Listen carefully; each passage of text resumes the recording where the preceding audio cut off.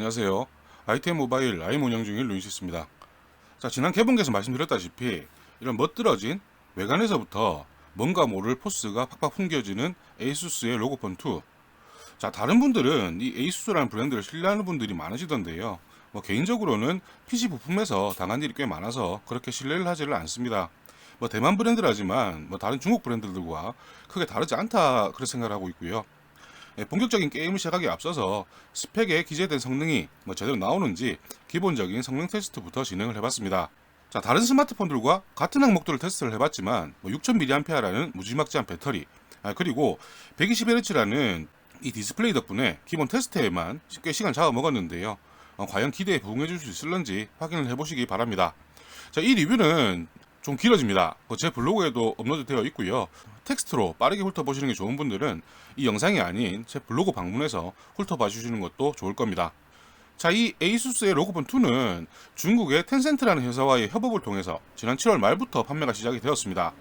개봉기에서 잠시 언급을 했다시피 이 8GB 램과 128GB 메모리를 가진 엘리트 버전의 경우에는 가격이 그나마 접근성이 좋아서 많은 분들이 관심을 가지고 계신데요. 그렇지만 중국 전용이라서 언어와 구글 문제 때문에 걱정하는 분들도 있으시지 않을까 생각을 합니다. 자, 그렇지만 이 엘리트 버전은 글로벌 버전이 판매가 되지는 않지만 구매 당시에 이미 글로벌 롬이 설치된 버전을 구매를 했고요. 한글이나 구글 서비스 모두 별다른 어려움 없이 이렇게 사용이 가능합니다.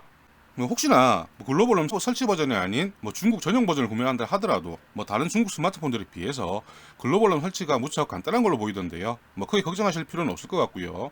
그리고 이렇게 구글과 한글이 가능한 글로벌 롬으로 롬 변경을 한다 하더라도 넷플릭스 등의 고화질 영상 시청에 필요한 와이드바인 시큐리티 레벨은 레벨 1을 유지하고 있으니까 바로 롬 변경 후에 사용하셔도 무방하지 않을까 생각이 됩니다. 자, 뭐니뭐니 해도 이 로고폰 2의 가장 주목을 받는 스펙은 120Hz에 달한다는 이 고주사율 디스플레이일 겁니다. 자, 60Hz와 120Hz 잠시 사용을 해봐도 이 120Hz가 조금 더 부드럽다는 느낌을 분명히 받고 있는데요. 아직 이 부분은 지금 영상이나 다른 방법으로 보여드릴 방법이 없어서 조금 더 고민을 해봐야 할 듯 하고요. 그 다음으로 주목을 받는 부분이 바로 퀄컴의 스냅드래곤 855 플러스가 처음으로 탑재된 스마트폰이라는 걸 겁니다. 퀄컴의 스냅드래곤 855 지금 시점에서도 안드로이드 플래그십 AP 중에서 가장 강력한 성능을 자랑하고 있고, 그런데 여기서 더 강력해진 스냅드래곤 855 플러스, 자, 그렇지만 네이밍에서 알 수 있듯이 CPU와 GPU 클럭이 조금 높아진 정도의 마이너 업그레이드 버전이라고 생각하시면 좋을 것 같은데요. 안투투 벤치마크로 확인을 했을 때에는 CPU에서 개선보다는 GPU에서 약 10% 정도 성능이 더 개선된 걸 확인할 수 있습니다.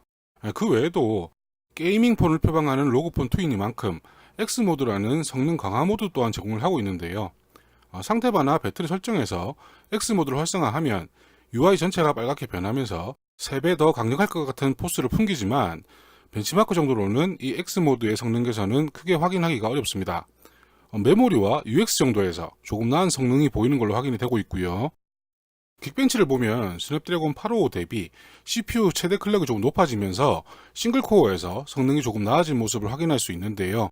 긱벤치 또한 X모드에서의 차이는 거의 없다고 봐도 무방한 수준이고, 싱글코어가 개선이 되었다지만 그 외에도 GPU의 개선과 UFS 3.0까지 탑재가 되면서 기존 스냅드래곤 855와의 차이는 분명히 느껴져야 할 걸로 보입니다. 자, 스냅드래곤 855 대비 이 스냅드래곤 855 플러스의 GPU 성능 향상은 GFX 벤치 정도로도 확인 가능한데요. GFX 벤치 항목이 28개에 달하죠. 자, 그렇기 때문에 저 유튜브를 통해서 보여드릴 방법은 없고요. 제 블로그에 결과를 정리해뒀으니까 필요하신 분들은 확인해 보시면 좋을 것 같고요.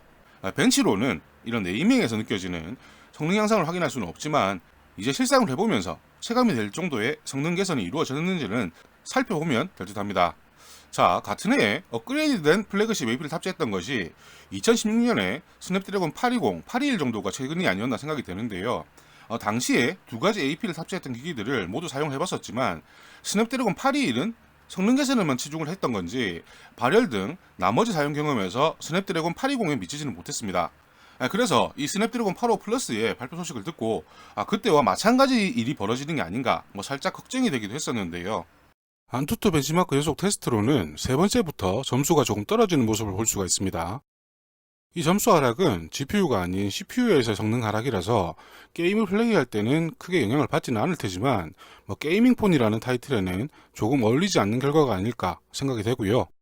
자, 안투투 벤치마크가 어지간한 게임보다 이 스마트폰에 더 많은 보완을 준다는 건 알고 있지만 안투투 테스트 시에 이렇게 측면 프레임에서 느껴지는 발열 또한 예사롭지가 않아서 어쩌면 쿨링팬 등의 액세서리가 필수품이 되지 않을까 그렇게 생각이 들기도 합니다. 자, 그리고 이 로고폰2의 내장 메모리는 용량에 관계없이 UFS 3.0을 사용을 했다고 하는데요. UFS 2.2 탑재된 이전 플래그십들에 비해서 순차 읽기와 랜덤 읽기 등의 속도에서 상당한 차이를 보이고 있어서 게임 백그라운드 데이터 등을 로딩할 때나 사용자의 입력에 대한 반응이 UFS 2.1보다 한 템포 빠른 동작을 보여줄 거라는 건 의심할 여지가 없을 듯 합니다. 자, 그렇지만 이 하단과 측면에 있는 USB-C 포트를 통해서 유선으로 데이터 전송을 해봤을 때 최대 350Mbps 정도밖에 나오지는 않고 있는 상황인데요. GSM 아레나에 기재되어 있는 USB 3.1은 아무래도 모기재가 아닌가 그런 생각이 들고 있습니다. 어찌되었든 UFS 3.0을 탑재했더라도 이 유선 데이터 전송이 USB 2.0 정도밖에 되지 않는다면 그 효용성은 조금 떨어진다 생각을 해야 할 수도 있을 것 같습니다.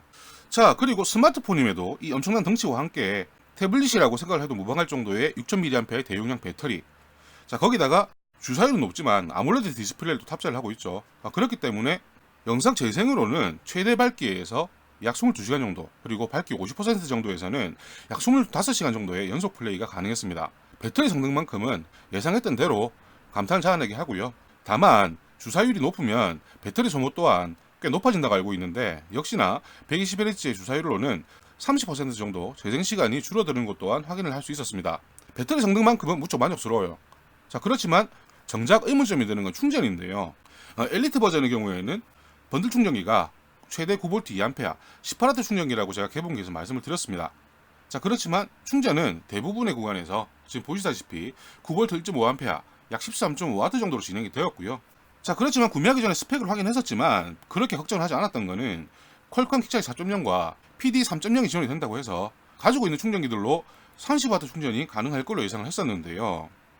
자, 그렇지만 정작 가지고 있는 충전기들 모든 결과가 번들 충전기와 크게 다르질 않습니다. 최근에는 모수입사에서 판매 예정인 PPS 충전기까지 테스트 중인데요. 그 충전기 역시도 마찬가지 결과였고요. 이 상태에서도 잠금 화면에 급속 충전이라고 표기가 되는 걸 봤을 때 단순히 호환이 가능하다는 정도이고 30W의 충전은 로고폰2 클래식에 포함되는 번들 충전기가 필요한 게 아닌가 그렇게 생각을 할 수도 있을 것 같습니다. 자, 그렇지만 충전기 스펙은 좀 아쉬운데요. 그래도 다행인 것은 6000mAh의 대용량 배터리임에도 번들 충전기와 퀄컴 킥차지 3.0 이상의 충전기라면 약 2시간 10분 정도에 완충이 가능하다는 것은 그나마 이 로고폰2의 장점이 아닐까 생각이 됩니다. 30W 충전기를 사용한다면 여기서 30분 정도는 충전 시간이 더 줄일 수는 있겠지만 지금 충전 속도로도 크게 아쉬운 속도는 아닐 듯 합니다. 자, GSM 아레나와 공홈에 공개된 스펙과 맞지 않는 부분도 있지만 GSM 아레나 자체가 크게 신뢰를 주는 사이트도 아니거니와 공홈 스펙에 보이는 충전 부분 또한 30W 충전을 위해서는 별매 충전 키트를 사용하라고 안내를 하고 있는 만큼 퀄컴 킥차이 4.0과 PD 충전이 가능하다 정도를 알리는 그런 내용일 수도 있을 것 같습니다. 테스트 중에 느껴지는 발열이 예사롭지는 않지만 일단 GPU 쪽에는 영향이 없을 걸로 보여서 직접 게임을 플레이 해보면서 나머지 부분을 확인해보는 방법뿐일 듯 하고요. 국내에 정식 출시를 기대하기 어려운 만큼 일단 사용을 하면서 그리고 XDA 등에서 해외 정보들을 계속 살펴보는 그런 방법뿐이 아닐까 생각을 하고 있습니다. 게임 같은 경우에는 가장 먼저 모바일 배틀그라운드 중국 버전의 경우에는 이 120Hz의 주사율을 지원한다고 하니까요. 일단 그것부터 플레이를 해봐야 하지 않을까 그렇게 생각이 되고요. 영상 촬영 정도로 비교가 될런지는 모르겠지만 최대한 다른 분들도 확인이 가능한 방법을 찾아볼 수 있도록 하겠습니다.